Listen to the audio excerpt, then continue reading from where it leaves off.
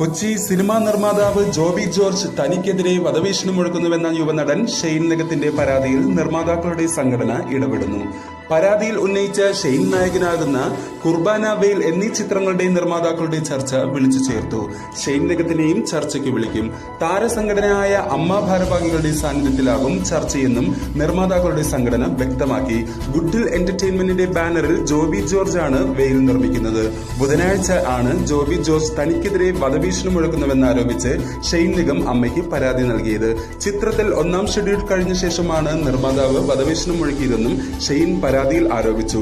ചിത്രത്തിന്റെ 1-ാം ഷെഡ്യൂൾ 20 ദിവസമാണ് നിശ്ചയിച്ചത്. ഇത് 16 ദിവസത്തിൽ പൂർത്തീകരിച്ചു. സന്തോഷത്തോടെ ആണ് ആ സെറ്റിൽ നിന്നും അടുത്ത പടത്തിലേക്ക് കുർബാനയുടെ സെറ്റിലേക്ക് പോയത്. ഈ ചിത്രത്തിന്റെ ഷൂട്ടിംഗ് മാങ്കുളത്താണ് നടക്കുന്നത്.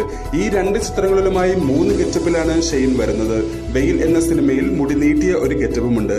എന്നാൽ കുർബാനയിൽ മറ്റൊരു ഗെറ്റപ്പ് വേണ്ടതിനാൽ പിന്നിലെ മുടി അല്പം മാറ്റി. ഇതിൽ തെറ്റിദ്ധരിച്ച് നിർമ്മാതാവ് ജോബി ഷെയ്ൻ വെയിൽ ഷൂട്ട് മുടക്കാനാണ് ഇത് ചെയ്തതെന്ന് ആരോപിച്ച് ഷെയ്നെ വധഭീഷണി മുഴക്കി എന്നാണ് പറയുന്നത്. തന്നോടും കുർബാനയുടെ നിർമ്മാതാവിനോടും വളരെ മോശമായ ഭാഷയിലാണ് ജോബി പെരുമാറിയതെന്നും ഷെയ്ൻ നിഗം പറഞ്ഞു. കൂടുതൽ വാർത്തകളും വിശേഷങ്ങളും അറിയുവാനായി ഈ ചാനൽ സബ്സ്ക്രൈബ് ചെയ്യൂ.